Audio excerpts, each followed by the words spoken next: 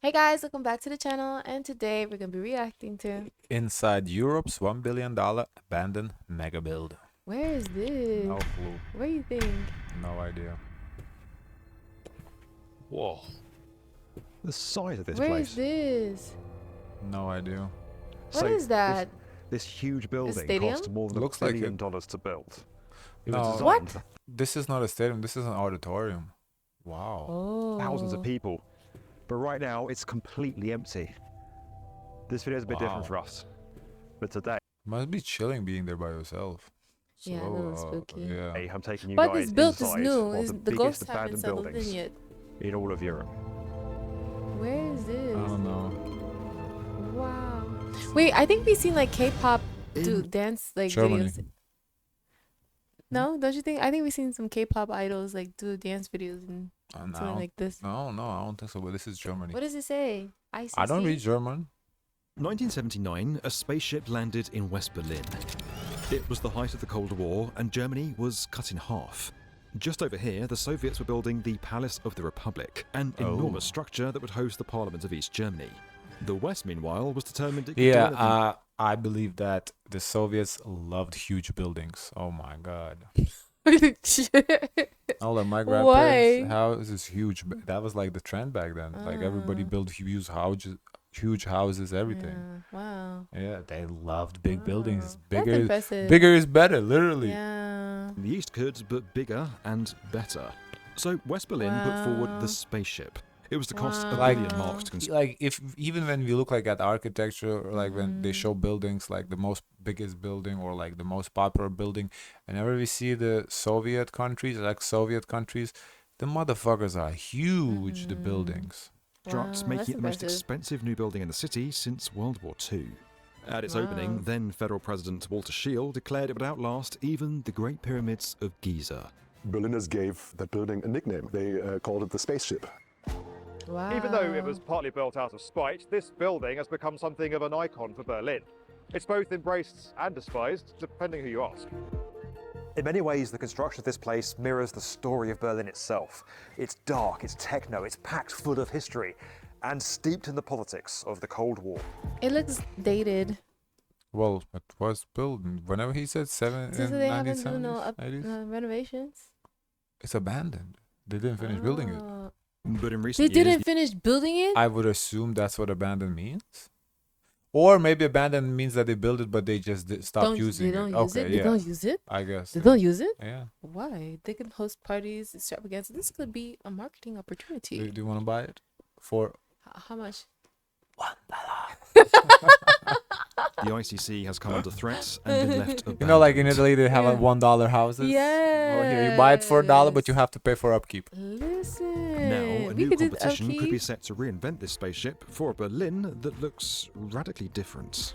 I would get like a vacuum car and go. There's just something about Berlin, particularly when it comes to architecture. It can be brash and cold, brutalist and modern, a real mix of architectural styles and time periods. But That's I think it perhaps needs best more represented windows. by It looks quite dark. Yes, it is dark without the lights, yeah. the International Conference Centre, or ICC, a building There you that's go. been dubbed by the locals ICC. here as the spaceship. But there's a lot more to It looks this like a place than jail. meets the eye. Inside is one of the biggest convention centres in the world, a place that housed what was the second largest stage in all of Europe. Yeah, And it this holds a auditorium is pretty huge. remarkable engineering secret. You see, this isn't just one massive building. What you're looking at right now is the shell, and there's something incredible suspended inside. But to tell you the full story, we first have to go back in time. In the 1960s, Berlin was very much a city divided, both physically and ideologically. In 1961, the Berlin Wall was constructed to stop East Germans from fleeing to the west. It became one of the most potent symbols of the division in the country, Listen, separating families, if I'm on friends, the and east, communities. I'm hopping over that fence. But why did they want the people leaving?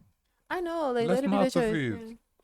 The East was communist controlled, while the hopping. West was a democratic enclave supported by the Like, British. if anything, I would say the West built the wall because they don't want people coming. Okay, enough of you. Mm-hmm. You know, but Americans and other Western powers.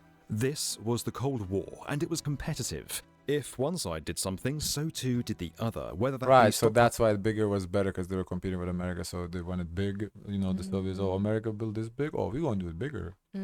buying nuclear weapons, And or it heading to became the kind of a thing within the society too, that, you know. moon. Even something as small as city infrastructure became a way for both sides to try and show their superiority. The two cities began to have radically different architectural styles to reflect their opposing ideologies. Wow. East Berlin prioritised grand statement pieces that showcased the government's unopposed strength, like the Karl Marx Alley or the futuristic TV tower they planted at Alexanderplatz. It's a 638-metre watchtower that broadcast propaganda and could be seen from pretty much everywhere in both cities. For its part, the West retaliated with modernist architecture that symbolised progress, democratisation and technological achievements, such as the Berlin Philharmonie and the Tegel Airport Terminal. It was during this time that the East announced they would be replacing the now demolished Berlin Palace that once housed Prussian kings and German emperors with their own Palace of the Republic. Inside would be the Volkskammer, the Parliament of East Germany. This building was one of the Is most that it? significant architectural Active? projects Oh. of the German Democratic Republic. It featured luxurious materials that weren't common in the Soviet Union, including marble and wood panelling, making it one of the most extravagant structures in the entire country.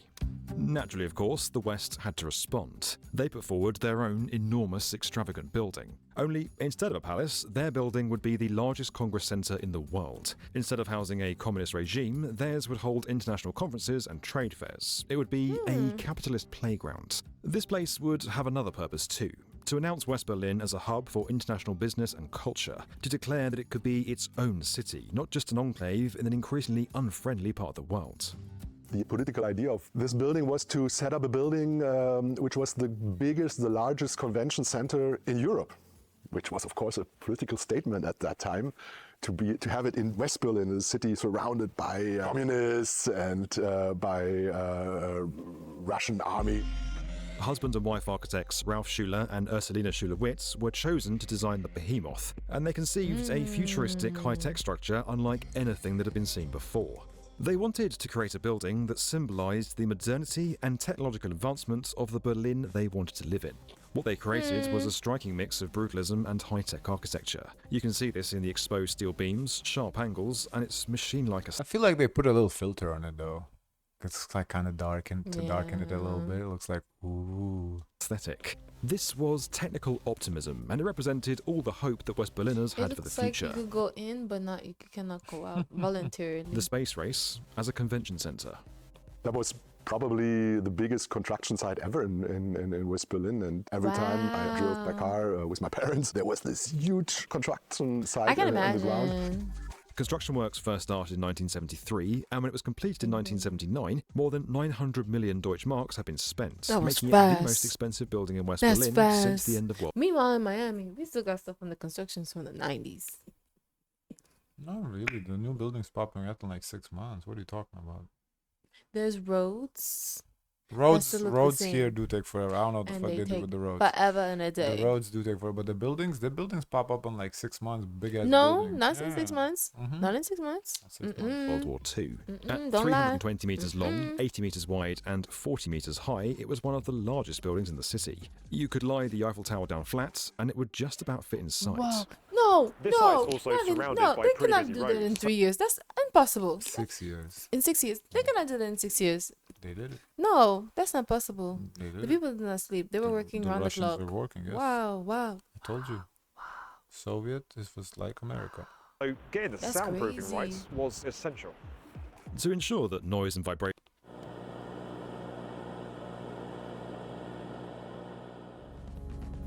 from the crazy. outside couldn't be felt inside, it was decided that the ICC would become a building within a building. This inner building would be enclosed in an independently constructed separate outer shell. Ironically, a kind of Russian doll of a structure. This inner building was made of reinforced Really? concrete Like with Matryoshka? pre-tensioned transverse divider elements as the main supports. The weight of the building was transferred down the divider elements to the foundations. Neoprene bearings were used to ensure technical separation from any exterior sounds or Wow. vibrations. Meanwhile, the outer building consisted of exterior walls and the roof, effectively forming a shell around the inner building. The walls and roof were built as a steel load-bearing structure. This is one of those buildings that really isn't afraid to show off its structure. It was in fact one of the first in the world to start doing that. A lot of the really big engineering elements, instead of being hidden away, are brought out for the world to see, like those huge steel trusses you can see behind me. They carry the immense weight of what's inside this centre. This building really does embrace its location at the That's axis so of so many fascinating. motorways. It even has a car foyer in the form of a drive-in level, which allows cars to arrive immediately below the main entrance. Walking in here really is like stepping back in time. As soon as you come inside, that 1970s techno-optimism really hits you. This is the boulevard, this is level 0. This is what most people would have experienced as soon as they walked into this building. And it's like I've stepped onto the set of Star Wars. It really is out of this world. From this boulevard, you can access staircases and escalators, So I guess which are it's not arranged open like to a side roads. public. I feel like it can be like a what you call a learning experience museum. Walk through and see it. Yeah, should do they something to they should do monetize that. something. I agree. Why was just standing there doing nothing? Yeah. Taking you up to the other levels of the building. This turns level 0 into a kind of traffic hub with its own road system for visitors. When you enter this building, the first association you have, it's something beyond reality. You feel like being in a very crazy movie. I wonder if they film movies here. Now, one thing you won't have failed to don't see why notice not. is the crazy lighting system above my head. It was designed by Berlin-based artist Frank Uhring. Red on one side, blue on the other. And the idea of that was to try and help people navigate and find their way around this absolute maze of a building. And that lighting system all comes together here above this That's central actually meeting quite point. smart. This I sculpture above me is called appreciate the that. Brain. And 'Cause I would don't get know how to lost. describe it. It's kind of unlike anything I've seen before. It is an enormous grey thing. It spans 3 stories up through this building. And it's covered in neon lights. You can see these kind of like strands radiating out from it. They're designed to look like nerve fibers coming out and going out through the building. And the idea of this structure I was wonder quite if literally these lights like never gave out, and because where would you find them to buy now? I don't know. Maybe. to break the ice and get people talking and to bring people together. Things don't get any less sci-fi as you move through the building, and there's a reason for that. The room I'm in now, one of the lecture halls, Hall 6, was actually modelled off Star Trek, one of the television shows that were popular at the time. And you can really see where this building gets its nickname, the spaceship, not just outside, but inside as well. I feel like I'm in a That's movie right now. cool. It's very, very cool. So this is probably the most impressive part of the ICC, right? It's called the main hall. It can seat 5,000 people, and is the first conference room of its size. It looked more than ever constructed 5,000. in Germany. And Does it can be look made huge. even bigger. The floor I'm currently standing on can be lifted up, connecting this hall to another massive hall through there, and creating one of the biggest stages in Europe. Wow. But that's not all. These enormous rooms have another incredible secret. What? They're floating. They're both suspended from the outer shell using a combination of advanced structural and mechanical design techniques. Those massive steel trusses we showed you earlier extend up over the roof of the building, and they're the primary load-bearing components supporting those suspended halls that are sitting inside. Put their graffiti Halls on it. 1 and course. 2 are directly Abandoned suspended from these building, that's trusses prime using for tension graffiti. steel hangers I or thought there would rods. be more, They honestly. transfer the weight of the halls to the roof trusses. The trusses themselves are supported by massive steel columns and foundation points that distribute the weight down to the ground. That's A cool. really good way to show you how that works is with this very cool physical model of the ICC building. I love stuff like this. You can see up here these big steel roof trusses I just showed you. They're carrying the weight, the huge weight of those suspended theatres, transferring them across down the side of the building through these steel columns and into the foundations in the ground. By suspending halls 1 and 2, the architects effectively isolated them from vibrations and noise generated in other parts of the building, particularly the halls and spaces below and the surrounding motorways. That massively improves acoustics and means that more than one event can take place at the same time and that people If can be we as have loud as they want class to be. here, I let you look at my answers. It's okay. Ain't nobody catching cheating here. You can cheat all you want. Nah, if you have a class here, professor doesn't even know you exist. No. That suspended system has been designed to accommodate all kinds of loads, including those caused by crowd movement, equipment vibrations, and environmental factors like wind or even earthquakes. It also frees up this massive space underneath and creates column-free spaces inside the halls. I have to say, I've had a good look around. I've tried to put this place through its paces, right? And there are literally no bad seats. It's a really clever and sophisticated engineering solution, and part of what makes this building such an architectural landmark. But when it was completed and open to the public, the reaction was pretty mixed. While some praised its forward-thinking and bold design, others noted the enormous construction cost, equivalent to over $1 billion in today's money. Despite that, the Yikes. building has developed an almost cult-like status and was given a heritage listing in 2019. Everyone who comes to Berlin and who passes by say, wow, what is that? That is incredible. What an iconic architecture. Only from the outside, but if you are inside, that's even more amazing. People came over from everywhere in the world to join. So I guess you can enter it. Maybe this is like a museum then. I mean, they should make it a museum if it's not. Like that's a very cool. Just to see it, it's so fascinating. Opening ceremonies for this building. So it was a very, very known building, not only in Berlin, but you could say in Europe was a very, very famous building. But over the years, it's struggled to be maintained for its original purpose. It's just too huge.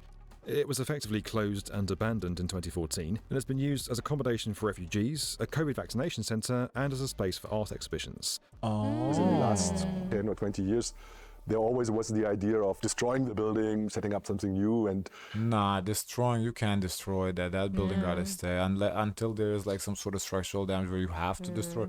It gotta stay. There was always a big opposition against it because people love it. It's one of the most important sites of the city. But now the city government really does want to rejuvenate this sleeping beauty. They're launching a competition where investors can apply to use and run the building. There you go, told you. Meeting people from all over the world, investors, architects, courageous people, innovative people that have ideas.